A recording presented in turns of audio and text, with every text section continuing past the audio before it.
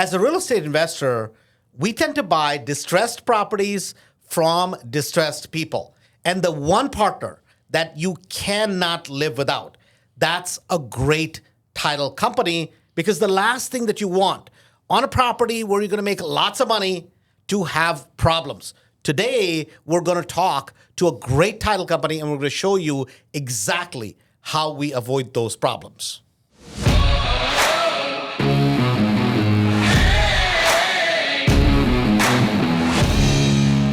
Hi guys, welcome. Today we have Steve Kaempf from LandTrust Title. So today we're going to talk about, and we're going to make this fun. How does title affect us as homeowners, investors, and why should you care? So Steve, welcome. Yeah, I'm excited to be here, Andrew. Right? Thank you for having me. This is something which is interesting because I was an agent literally from the age of 19 till about 32, 33. I was actively selling real estate. And after that, even though I had my license, I never really ran into somebody. I could care less about what a title company did until I had a problem. Absolutely. Right? And so I want to kind of get into that because this is one of those things that is important and people don't understand it. But before we go there, you happen to be one of the senior vice presidents, right, at LandTrust Title. How did you happen to get into the whole journey of this whole real estate thing? Oh, fantastic. Thank you. And it's an honor for me to be here, Andrew. I appreciate really think highly of you and the Mastery program, seeing all the success here. I really resonate with it. I'm an entrepreneur. In 1996, I started my own mortgage brokerage. And it eventually evolved to a bank. We were closing 400 transactions a month. I started my own affiliated title company with that and dealt with all of the growth of the refi boom. And then 2006 to 2008, that run up. And then the magic day where we were at the closing table and banks couldn't fund. And, literally was an active participant in the Big Short. Got it. So that's my first experience with a massive change and massive upheaval in the real estate industry. From there, I got So hold on, before you move forward. Yeah, absolutely. Right? Lessons learned. Maybe it's on a business level. Yeah. Right? Or on a personal level that, things were good. Yes. And I should have taken advantage of it. Or, these were a couple of mistakes that didn't realize. Yeah. And we made, because experience, people a lot of times, what is experience? Experience is learning when it's too late. Yeah, absolutely. Right? So any mistakes maybe on a personal level that you're or on a business level, any teaching lessons? Yeah, so the mistakes were many. And, a lot of times when it's like being on the Titanic and wondering if you could have positioned the chair differently so you didn't sink. Yeah. That was a part of the feeling where I beat myself up for a long time about should I have seen it? What could I have done? Yeah, what could I have done? Part of from an entrepreneur standpoint, I held on to people much longer than I should have. Because I was still, we had a massive team. We had 150 loan officers. We had a massive operation. And it took we were building up and really hitting our peak when the worm turned. And so I was a young entrepreneur. I wasn't strong financially. I could weather some of it, but there was no way to weather the 4 or 5 years that it took. So I would have scaled down my business quicker had I have known and managed expenses according to what the revenue was then, instead of hoping for everyone was hoping for the turnaround, and the turnaround never came. Sure. So that's the first thing. The second thing is I think the lesson I learned about myself during that period of time was that when you squeeze somebody, you find out what's really inside of them. And the build up to that point for me personally was I have gratitude that my life was centered enough that I kept the most valuable things, which was my family. Yeah. And I lost everything else, but everything, I would have not traded everything for that. And it's funny, my daughter was probably 5 years old, and she was probably 5 to 8 during that period of time. And she was in the office, and she said to me when she was 20 years old, she said, Dad, I understand now the loss and the calamity, but I never knew it by being with you. Yeah. And so I think part of it is that what I learned is you are not your circumstances. Correct. You are different than your circumstances. However, as an entrepreneur, I would have cut expenses much quicker. It's I struggle with that at times, right? Because, and this is a lesson I'm learning, right? Where sometimes I think, you build it based on passion. Yes. Right? You believe in something. Optimistic. And you're up. And also, you don't like a lot of it's reactionary. At least it happens to me. And that's something I'm working on actively, which is day one, setting a standard, because I operate out of the thing, oh my God, Steve, I like you, man. Yes. You're a nice guy. Let's get along. And it's not that the intent is wrong on either end, but there's no accountability. Absolutely. So when it works with the right people, it does. People, it doesn't. I drag it, and it ends badly. Rather than having a specific structure and saying, hey, these are the rules of the road, so that we work. And then I think people perform to the highest level. And then even when you have to say, hey, I'm sorry, I don't feel good about letting people go, but then you have a straight way of doing it. 100%. Right? So part of it, would you say it's kind of almost like business savvy? And people don't know, people are like, oh, business people are ruthless. 99% people don't feel good about letting somebody go. Most 100%. normal human beings, 100%. right? You feel guilty, you feel that burden, right? Did you go through those things? 100%. It was a massive burden for me. People were relying on us, and when you build relationships, people assume you've made promises for a lifetime. Right. And so I'm much more measured about so I would say this, I'm so grateful for that time. I would have never picked the school, but I really value the education. And I make decisions much differently. I never hire someone that I can't fire. Right. Okay. Right. That's the first thing. Right. Brother, sister, mother, whatever it is. No, everyone. If I can hire you, I can fire you. Okay. And it's not personal. It's not personal These are two whatsoever. completely different things. Absolutely. It's not personal. And then I'm much more disciplined in managing to the revenue and the profit and loss than I am to managing by emotion. Right. Emotion is a secondary thing. I believe in relationships. I have great relationships with the people I fire. Sure. Okay? Believe it or not, because I have compassion for them. But this is a business. I'm a steward of the business, even if I own it, and I need to manage it properly so that it can continue into the future. I didn't manage it properly. It couldn't continue in the future, so no one had a job anyway. Right. So you have a responsibility. But I think, that if that is explained up front. 100%. Right? And it's not done and the idea of kumbaya, we're a family, sounds great. Sounds right? great. I mean, it sounds great to me also. We're all going for dinners and everything's good. Unfortunately, that's not reality. Absolutely. I mean, look at any big business that's been built, right? And people are, they don't know what they're doing. No, they don't build $1 billion company just out of thin air. That's right. And sometimes it may seem harsh, it may seem ruthless, but there is, and you use the right word. You're a steward to the business. Absolutely. Right? Because if you are not a good steward, there will be no business. That's right. Right? And now instead of maybe 30%, 40% people getting laid off, 100% of people get laid off, including yourself. Right? Absolutely. And that's a key point, because a lot of time, at that time, times were so good. Yes. Right? For a lot of people. Yes. I was on the younger side still. Yep. So I didn't kind of see that. I was still going through my struggles, so it really didn't matter for me that much. But for people who were doing well, man, they were raking it in. Absolutely. Right? Especially in the title business, loan business, agents, right? They were just raking it in. And you lose kind of what is the P&L? Yeah. Right? Because, hey, man, we made $4 million this year. Next year it's going to be 10. Absolutely. Right? We grow. That's what we do. Right, I know what they're saying about the market, but I'm invincible. Right, exactly. Yeah. So coming out of it, right? You're running your own business. What happens next? Well, so I said to myself when I was running my own business, I'll never go to work for another human being again. Sure. Okay. And what I realized was, at that period of time, it was very humbling for me to reach out to someone and say, "Hey, listen, how can I help?" Right. And so I actually went to work for a manufacturer of radiant floor heating, and I got there. And what I wondered was, I was a mortgage guy, I was in real estate, and I wondered, can these skills even translate to something else? And so I got there, and after about 3 months, I started listening to all their phone calls, because they had a nationwide sales force that I wasn't managing yet. But I started listening to the phone calls, and I called the CEO and I said, listen to 3 or 4 of these phone calls. I believe there's over $100,000 a month escaping your business. It was a Friday. That day, He called everyone in the office and said, listen, this is the new VP sales. They're like, who? The guy that was sitting in the corner listening to the calls? I said, yes. And tomorrow morning, he's having a training. And so then we revolutionized the company and went on an 8-year run there where we did all kinds of amazing things.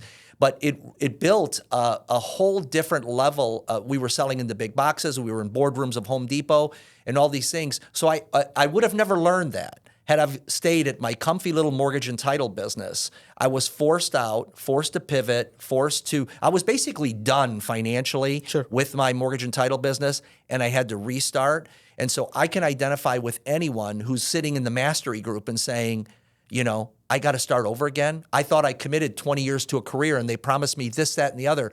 No, guess what? Wherever you're at is where you're at. This is the starting line. It's so funny, right? I've never had a job, like proper job where you are accountable, where you, I mean, I was a server at one time, a bartender one, right? I mean, like one of those odd jobs you do at one time, then I get in real estate, blah, blah, right? And I hated, I was like, I'm never getting a job. Biggest mistake of my life. Biggest mistake of my, and here's why I say that. It's much easier to be a multimillionaire and worth hundreds of millions of dollars if you have worked for somebody or a company that understands a schedule, that understands accountability, that understands collaboration, that understands leadership, right? This whole nation, I mean, nowadays, and I mean, I'm bothered by my own thoughts sometimes that, this whole idea of a quote unquote a maverick, or this word that's used all the time, an entrepreneur. Yes. Right? This is the biggest BS word ever because an entrepreneur is a maniac. Absolutely. Right? Yep. You have a crazy idea, right? 99.999% times it's not going to work. Right. We know that statistically. Yes. Right? And that there's no structure. You don't want to listen to anything. You don't want to follow a schedule. Right? And that's me. Yes. Like, I mean, literally, I have gotten here even today, right? Now I'm like, no. I have to show up on time.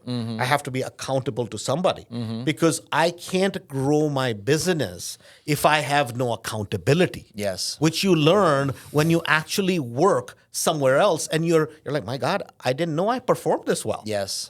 Did you kind of go through some of that? Yes, absolutely. And one of the funny things, you're triggering me here, Andrew, is that, an entrepreneur has a bunch of ideas and a small percentage of them are good. Yes. And for me, I had to go into the CEO.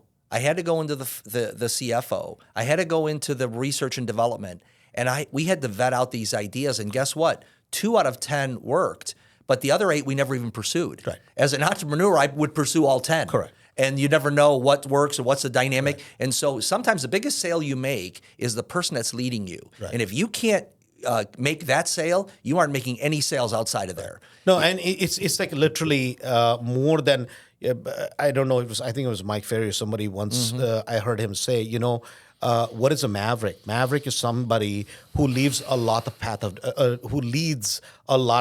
of destruction. A maverick, it's not a CEO. Absolutely. A maverick is not somebody who can keep people, right? They create a lot of chaos, and not that it's bad. Yes. But then somebody's got to do, Yep. somebody's got to do a bigger job, Absolutely. which is, I mean, and I never used to understand. I'm like, oh, management is BS and blah, blah, blah. Actually, no.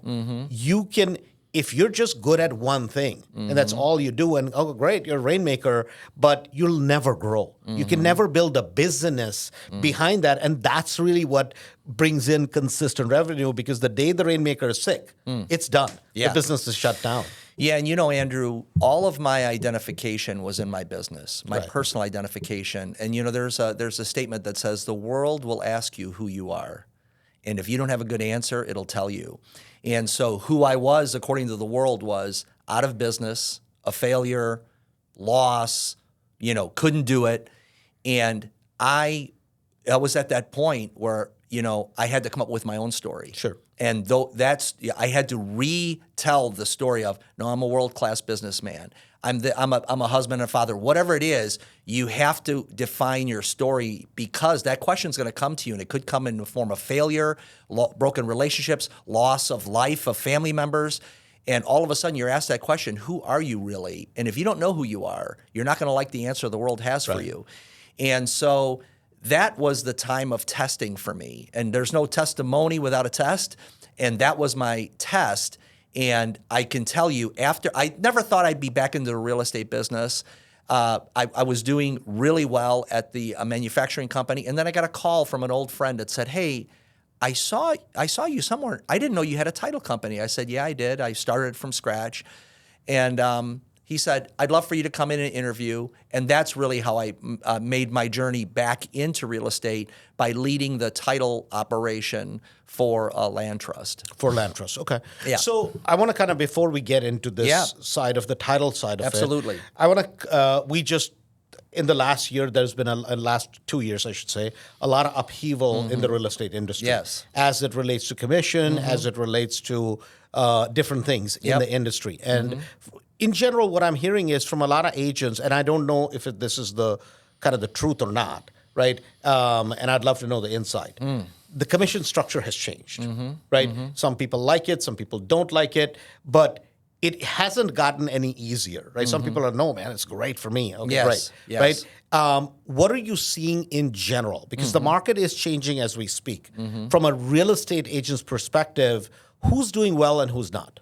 Well, so first off, a couple of things. I think first off, brokerages, you have a lot of different brokerage companies out there. Remax was the first that kind of gave kind of that entrepreneurial, like giving you a bigger piece of the pie and you pay some of that. But then you had HomeSmart, you have EXP, you have some of these others that are basically taking a small fee and paying out a lot of the commissions. And there's an argument for support and training and productivity and all those different things. But in general, you see broker owners' revenues and profits shrinking. So that's the first thing. This now with the NAR settlement, you have, in my view, you have the buyer's agent being called into question. Sure. All they're doing is opening up doors. Are you finding the property at home, clicking around, then sending them saying, "I want to see this one"? Right. And so when they said, "Hey, you're going to have to make an argument for why I'm going to give you 2.5% to open the door for me or to show me," the buyers, that was we talked about the world asks you a question. The world question to the buyer's agent was, "Are you worth it?" Yeah.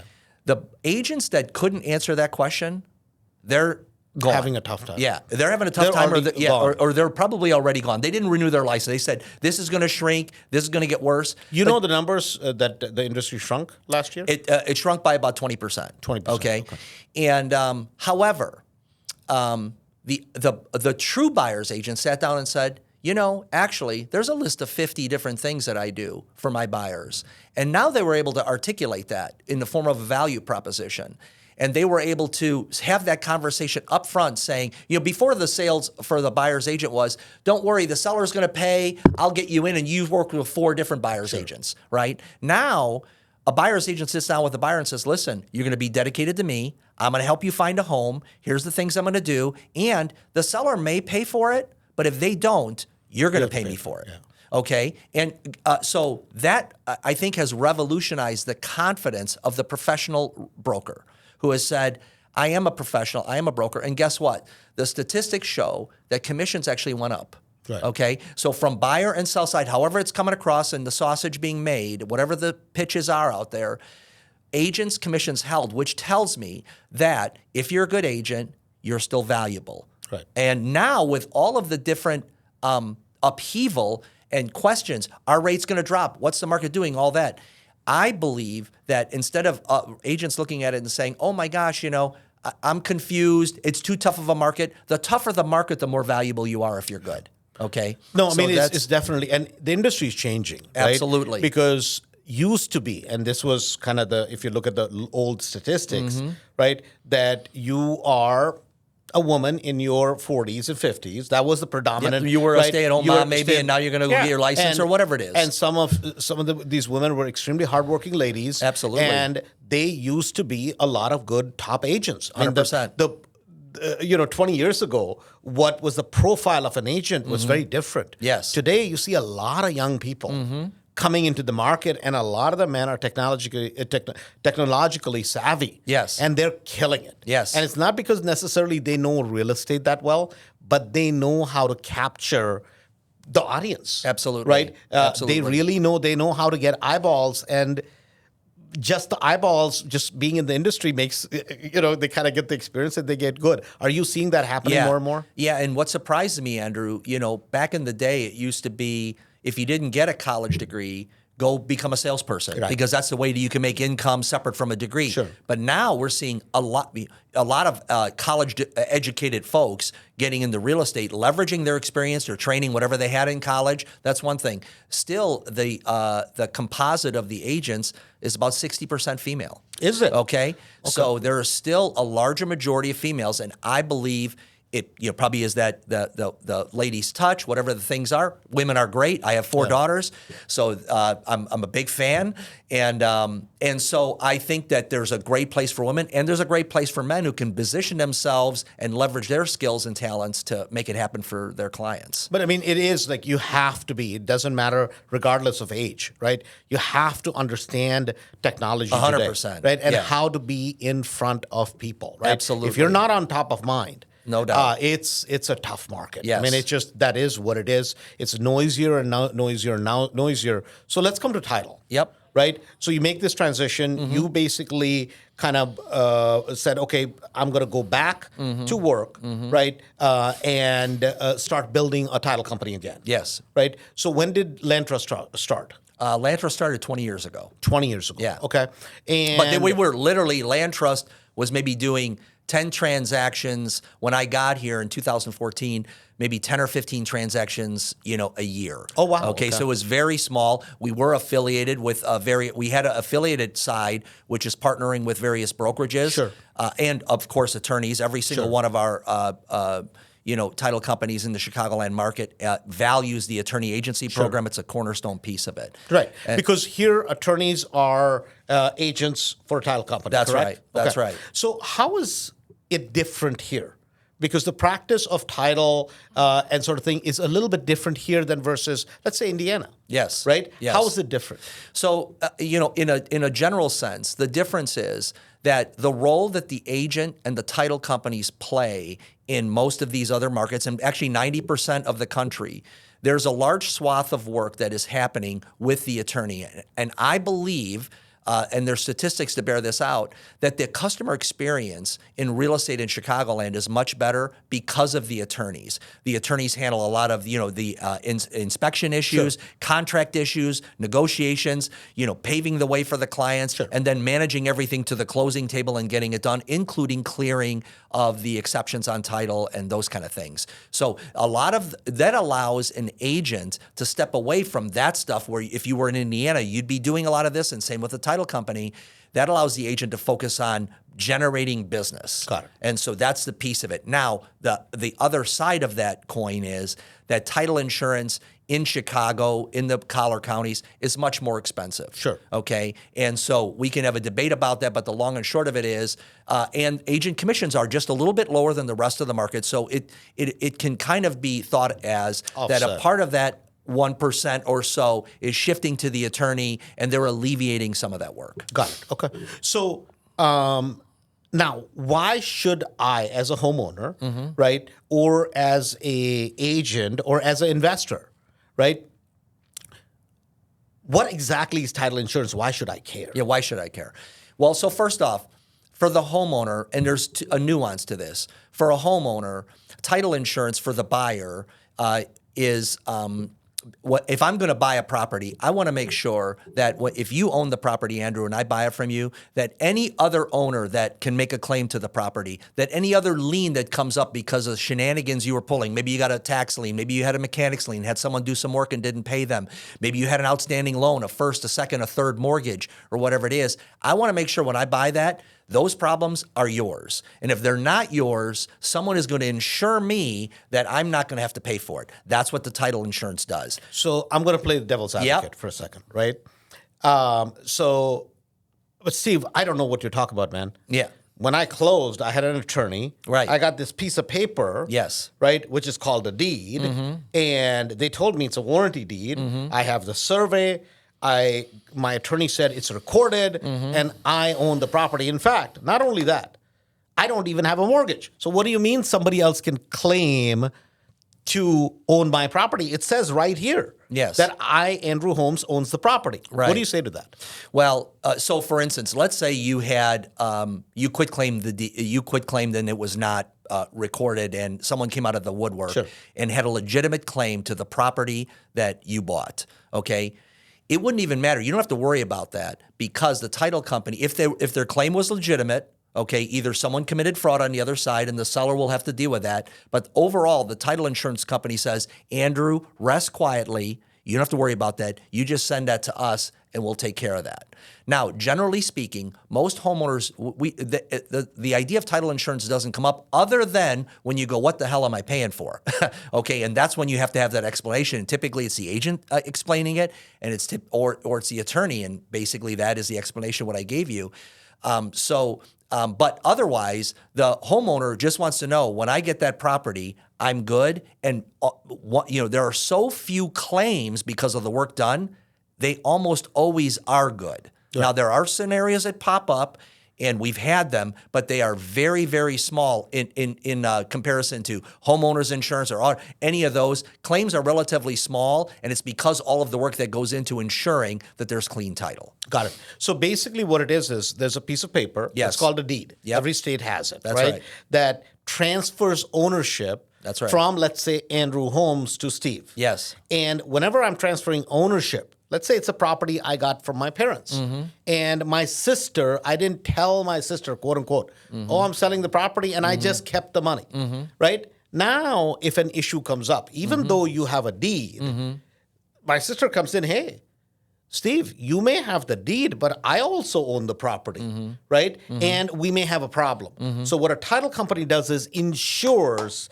that that piece of paper that is recorded is good. That's right. Right? And it basically is, you're buying insurance over that. Think about, you're standing under an umbrella and you have a big umbrella and you hold it. That's right. What happens? The water hits everywhere. It just doesn't hit you. Yep. It's basically, it's an insurance policy. That's right. Is what it is. 100%.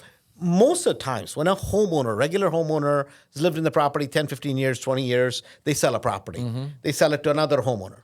Typically, those files are not what we would call messy files. That's right. Typically. That's right. They're Fairly very clean simple. files. Yep. But us as investors, right? And if you're an investor and you don't know a good title company that you work with, that you have a rapport with, you're going to be in deep trouble at some point in your life. Absolutely. And I found out once I became, quote unquote, an investor, where I'm selling a property, it's a flip. We, I don't know, I had bought it at the time for 60, 70,000, put 30, 40 in work. I turn around and sell it for 210.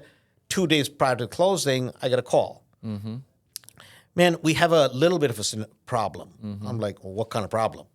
Well, there was a hospital lien that was recorded in the gap, right? Gap is the time between which when you close to the time when the deed gets recorded. Yep. Of course, in my very calm, cool, collected way, I had a fit. Yeah. Right? Yeah. I mean, and it's like a panic attack, man. Yes. I'm like, oh shit, what am I going to do? Yeah. Right?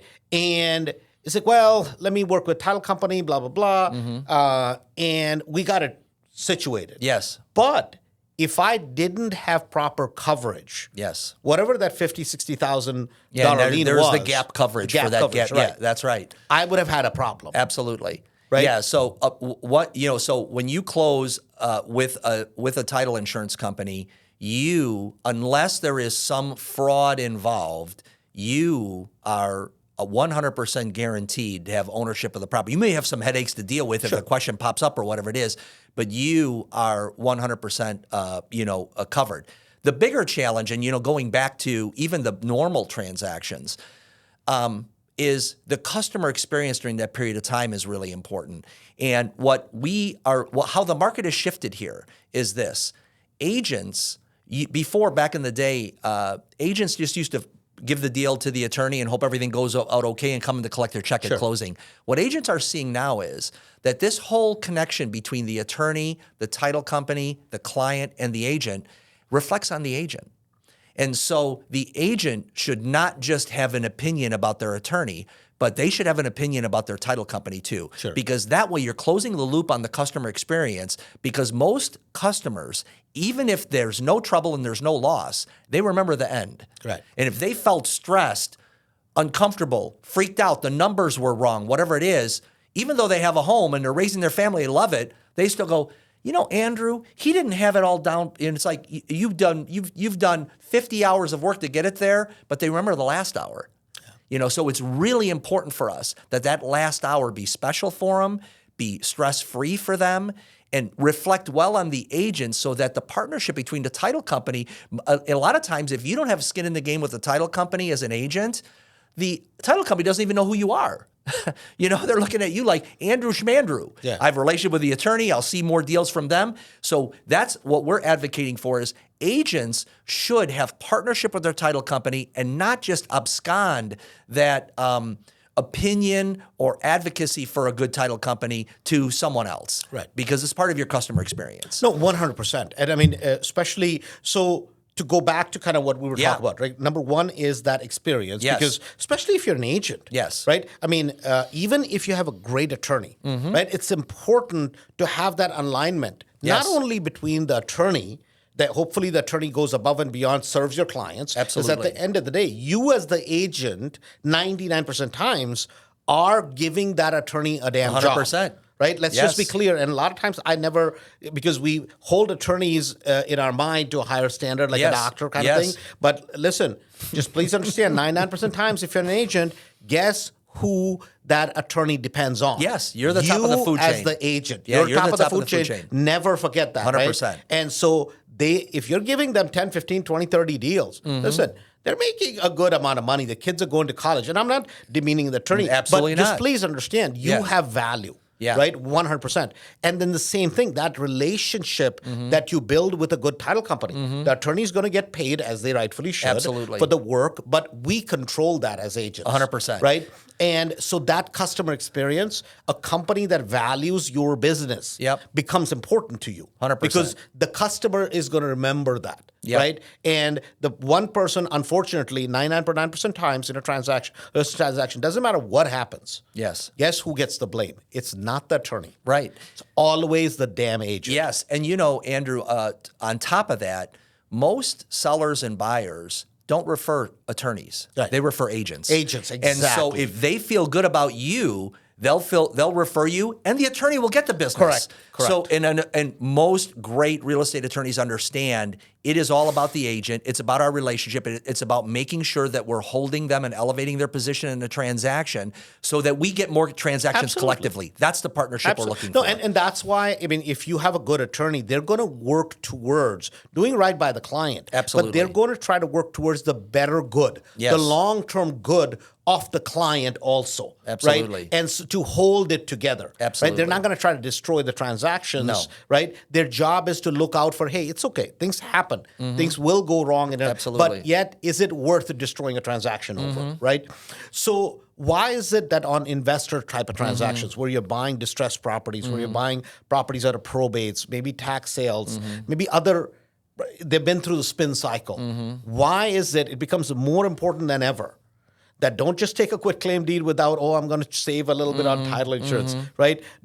Why is it so important on those files? Yeah, so I would liken it to, first off, there's a couple of dynamics in the market right now in the title insurance industry that are making transactions tricky. And the first one is fraud and, wire fraud, seller fraud, and all this kind of thing. That's number one. That's number one. I mean, that's even greater than somebody's relative claiming that, oh my God, the property was sold, blah, blah. Absolutely. Right? It's just flat out fraud. Absolutely. Not a mistake, not one of those things. Flat out fraud. Yeah, absolutely. Okay. And so what we're noticing, even on the vanilla transaction in the real estate market, there's a little breath between every single button press. I'm going to send the wire, breath. Who am I sending the wire to? What's happening here? Did I get it from the right source? Am I sending it to the right source? Did I call them verify? Did I call to verify? What email am I reading and why am I doing what I'm doing? Then when the bank receives the wire, they look at that wire and they go, okay, who did it come from and why? So they hold it for just a little bit. And then when they're sending that, when the Fed sends a wire, they see where that wire comes from. Then when they're sending it out, seller proceeds, whatever it is, okay, where did I get this from? Am I sending it here? They have these checks and balances, these little pauses in between. So what you're noticing is there's just a little bit more time in the transaction, even on vanilla transactions, to make sure everyone's got it right. And personally, I think the message isn't out there as much as it should be. Everyone should be patient so that we don't have a fraudulent transaction. Right. Okay, we're not delivering vital organs, from a car accident. We are trying to do a professional transaction where hundreds of thousands of dollars are being sent everywhere for large asset properties. Right. So this is not, I want to go 15 minutes in, sign documents, and give me the keys and I'm out of here. You have to respect the transaction. So now, on the investor transaction, I liken these vanilla transactions to a doctor's office, a routine visit. Goes easy, low stress, check you out, feel your pulse, turn and cough, whatever they might do. Investor deals are like visiting the emergency room, okay? Because everything, number one, we had this wonderful wholesale event last night at Mastery, sure. Right? And what they talked about is the speed.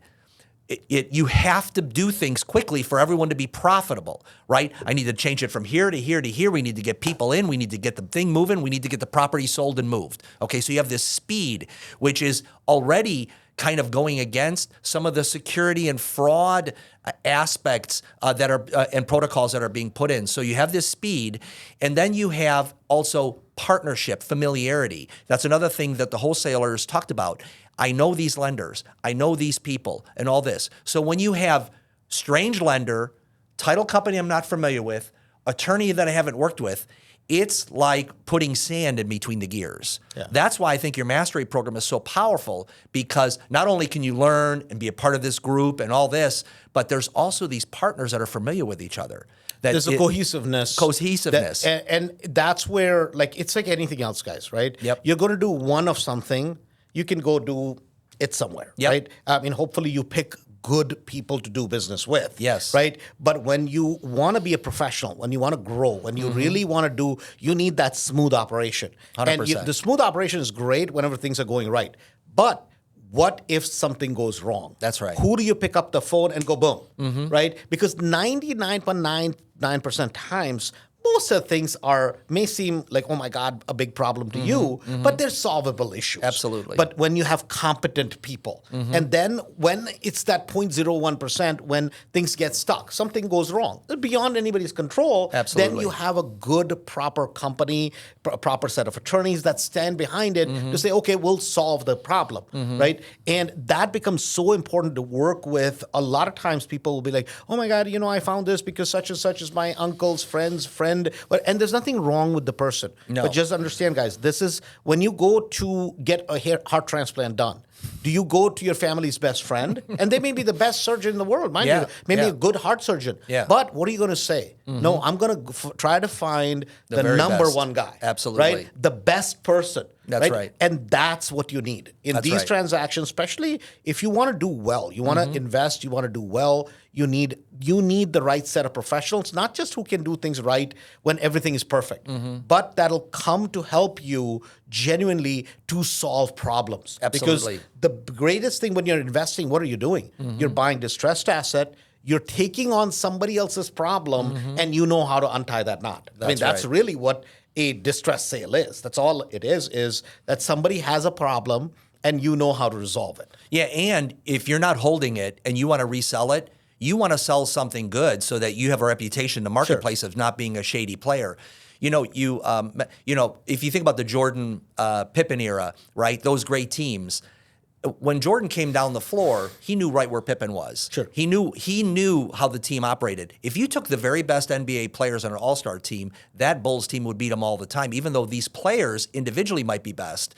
It's that they're used to playing together. And that's where I would say, as an investor, it's really important to have a team. I need to have an attorney that is my go-to, that I'm used to working with, that I know the cadence of the communication. And I need to have a title company that I can rely on and that has done these transactions before.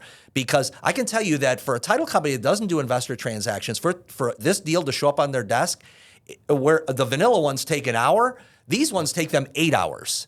And they don't like it, and they don't want to work on it. And so you really have to find a title partner that embraces these transactions, that, yep, I know they have hair, I know there's a lot of urgency, I know everyone's going to be pushing and pulling me. That's the business I choose to be in, and I've set up my protocols and processes to respond to that and be reliable in all of those situations. So that's LandTrust in that way. Right.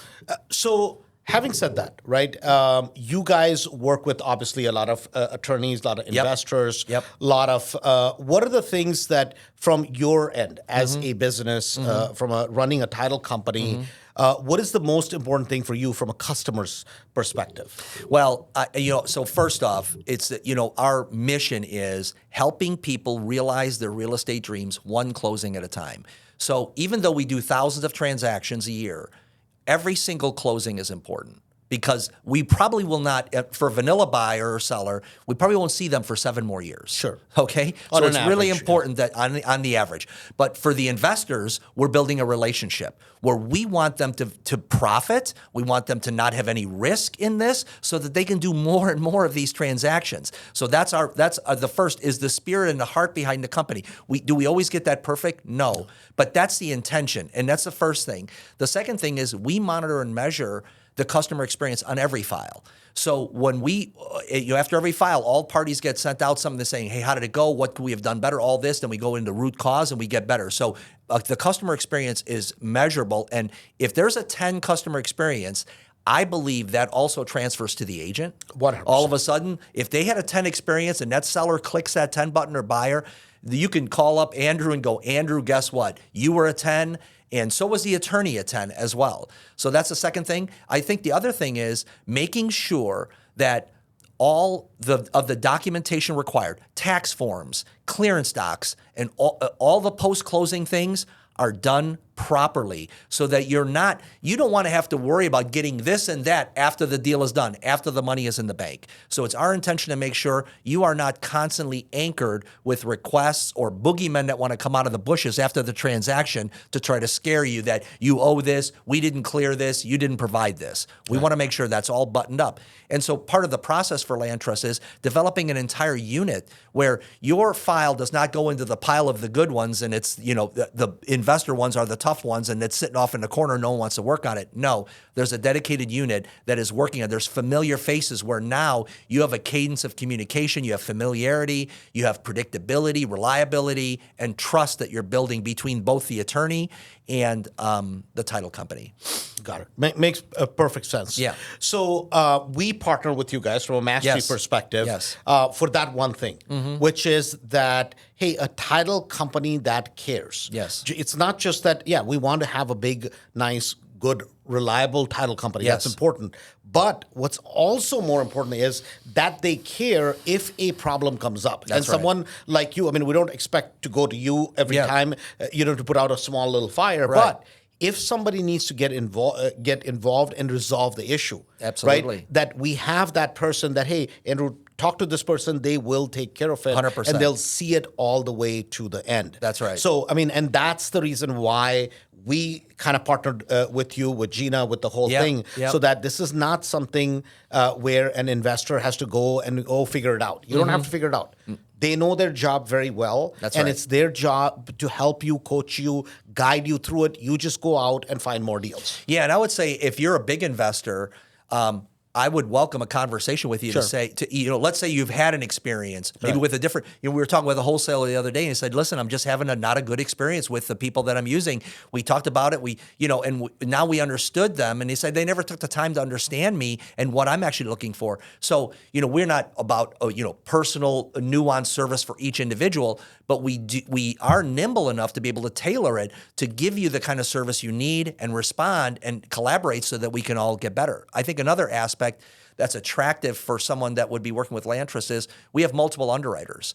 So Fidelity, First American, Chicago Title, Old Republic. So whatever the paper is on of the previous transaction, if you're sending it to a large underwriter and it's with a different underwriter, there may be a problem or an issue. But we can just shift that transaction to that underwriter and be able to have things go expeditiously. So let me break this down in simple English, Yes. right? So what happens is, number one, title is a very complex issue. Yes.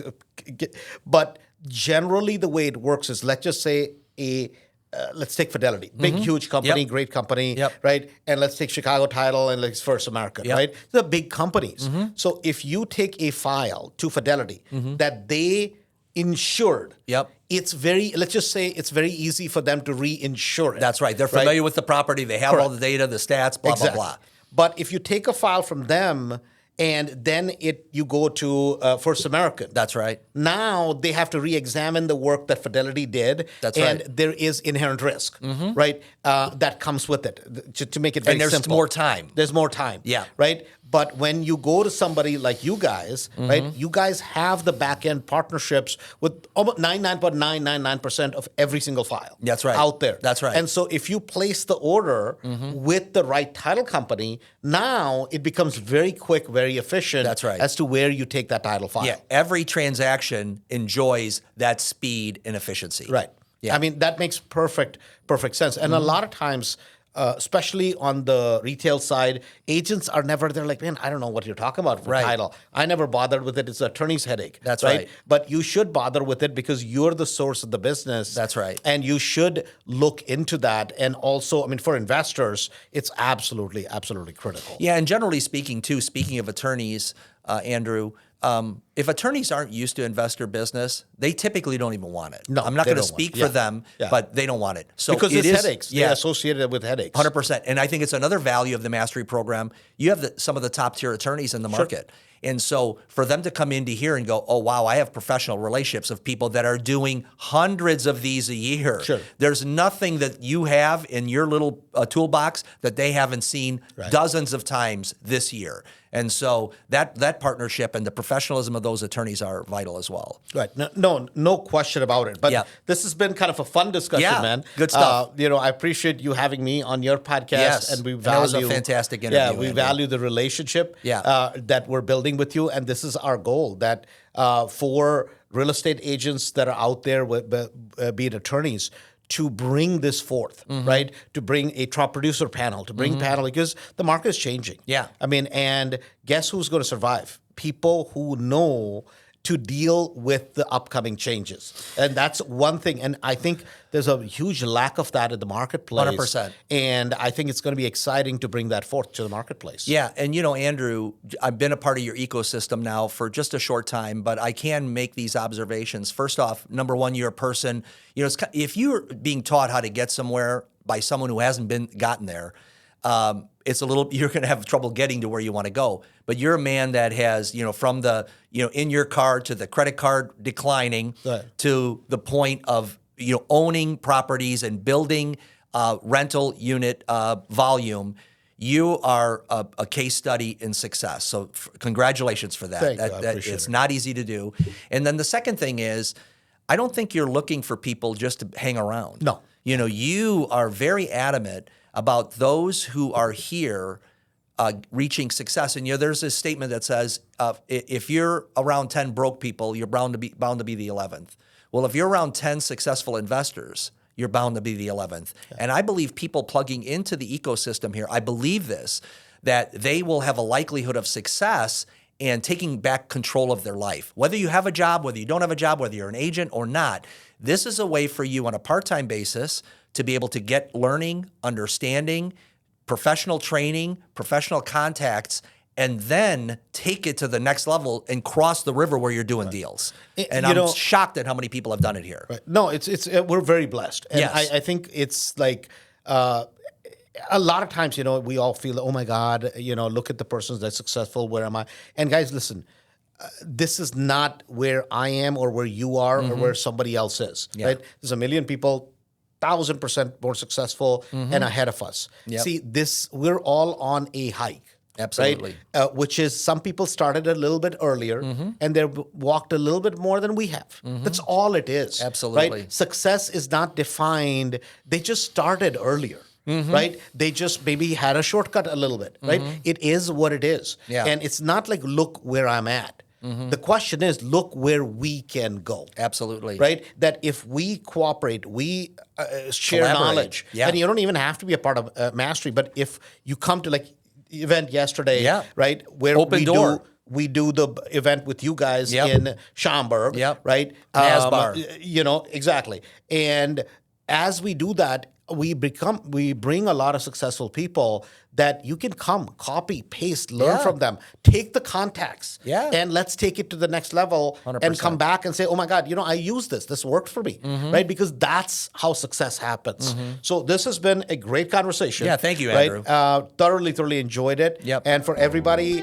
that wants to check out LandTrust, you need title services, or you just want to figure out, hey, what is this all about? You could definitely reach out to them at landtrust.com. Is that Yeah, correct? and LandTrust Title? then if they want to check out our podcast too, it's at peoplenotitles.com. peoplenotitles.com. You're listening to Andrew Holmes. Steve, again, thank you very much, my friend. You're welcome. You're listening to Andrew Holmes with Cashflow for Life, and we will see you soon.